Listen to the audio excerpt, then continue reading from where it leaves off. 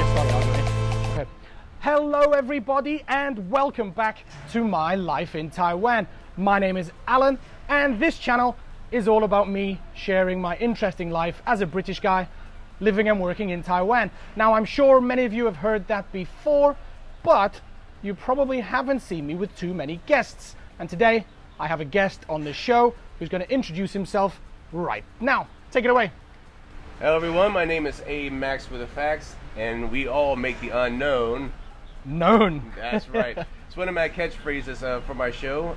Practically, I'm an American. I've been living in Taiwan for about 3 years now. Yeah. I'm actually there's a term called third culture kid, which means although I'm originally American, I actually lived all over like half my life in Asia. Mm-hmm. So I lived in India, I lived in Dubai, UAE, and now I'm here in Taiwan. So you may have come here from Amax's video. If you have, then welcome to my channel. Today's video is a little bit different. I've had a couple of subscribers recently comment saying that they want to see more interview style videos. So I've introduced someone else into the channel. And today I thought what we'd talk about is some of the biggest cultural challenges we face as foreigners when we first come here. So what country did you come from to Taiwan? What was the last country you were in before you came here? Oh, okay. So the last country I came from was the UAE. Okay. Did you find it easier to adapt to a different culture because you've been around so many different cultures before? Yes. Like when I came to Taiwan, like there were a few things like I had to adjust. One was the language. Yeah. I first came to Taiwan in 2014. Okay. During Christmas time. Yeah. And at first, like, I did not know anybody in Taiwan. Yeah. And I was like, oh no, like I noticed that everyone here, they speak Mandarin, and I haven't met one person who speaks English except for the person I'm staying with in this apartment. Yeah. Like, what can I do? And what happened is that I went inside the train or the MRT in Taipei, and I met someone from South Africa. Okay. And he introduced me to his friends who also spoke English. I'm like, oh, okay, so slowly things building up a community. Yeah. Yes. Did you have the same problem in the UAE, or is it English is much more prevalent?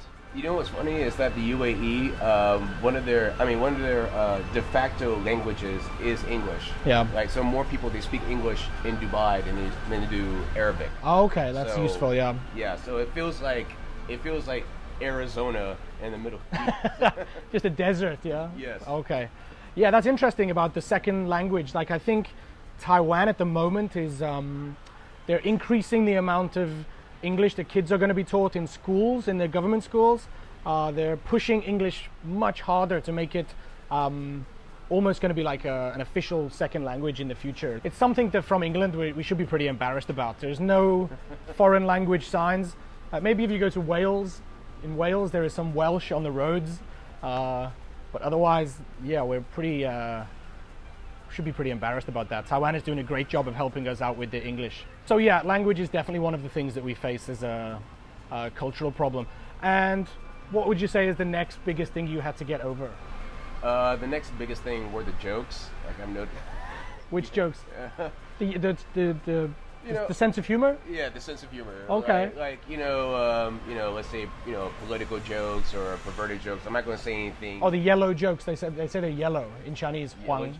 Oh, yellow jokes? Huang Xiaohua, yeah. I actually had a few friends, like, we probably went to a bar, and, someone said a joke to somebody else who was Taiwanese, and they didn't get it, or they thought it was a little bit rude. Oh, okay. But to us, it was funny.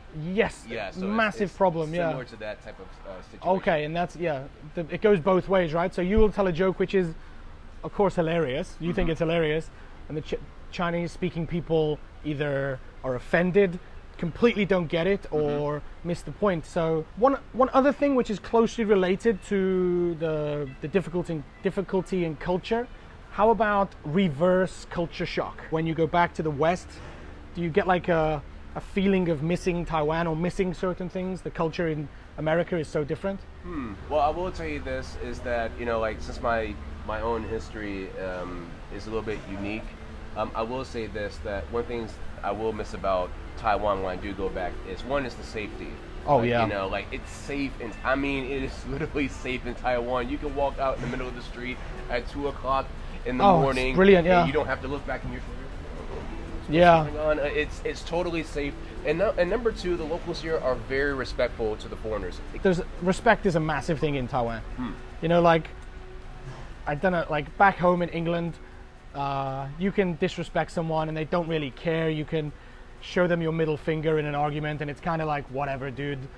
If you cross that line here in Taiwan, if you break that respect, then it's a big, big issue. Like, the level of respect here is pretty amazing. Yeah, I like that. How about in the street? Do you get, what kind of questions do people come up and ask you as a foreigner? Do you get personal questions? The only main one I just usually get is just where you're from. If you're different in Taiwan, people generally want to know where you come from out of interest. Nothing to do with what you look like. You just don't look like a Taiwanese person. That's basically it. Yes. But if you were in America or England and you just approached someone in the street and said, "Where you come from?" That's a incendiary question. That's going to start a fight just by, even you're just being genuinely interested in someone's heritage. We just don't do it at like 2018. It's just not done, right? I think. Right. Okay, one other thing I want to talk about, your favorite Taiwanese food. Okay, I do like the hot pots. What else? Have you tried stinky tofu? Of course we have. Like I don't want to say like the cliche answer. I just want to like see like what it's like some unique. What's some unique food. What about your restaurants? If you have a Saturday afternoon, you can choose a restaurant to go to. Where do you like to go? I will admit this, and this is my fault. I think it's too American of me. I have stuck with a lot with Subway. You know, this year I've been focusing more on salads and fruits, like staying healthy. So me too. Not like Subway. That's good. Yeah, it's better to be honest and give a standard answer. Yes. Yeah, than say you love. I don't want to lie and be like, oh yeah, what's this? You know, I went to snake restaurant. Yeah, the toilet restaurant in Taipei. Trying to link it back to the original theme. There's lots of Western options here. If you are coming and you're worried about culture shock, there is a lot of Western owned and Western food places that you can try. But basically there's no other way to get over the culture other than try and immerse yourself in it a little bit, you know. Yes. Like, nobody's expecting you to wear like traditional Taiwanese clothes and speak perfect Taiwanese or Chinese, but definitely like embracing the culture is the way to lessen those effects of culture shock. I think that's pretty much it. We've been talking for 20 minutes. I'm probably going to have this video edited down a little bit, cut out some of my umming and ahhing. But what I'm going to do is I'm going to put the full video in the description down below.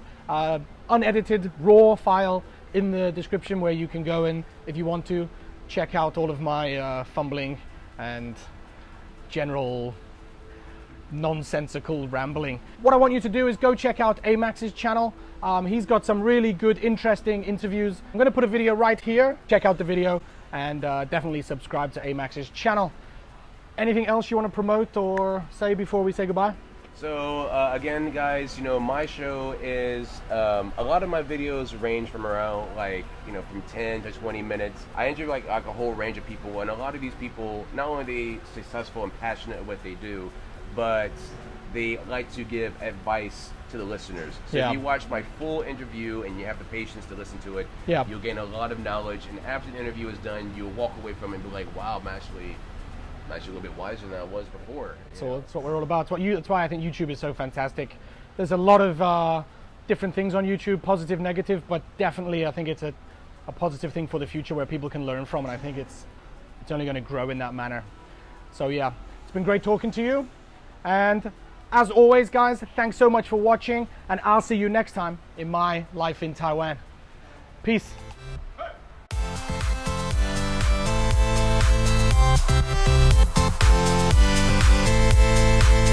Hey.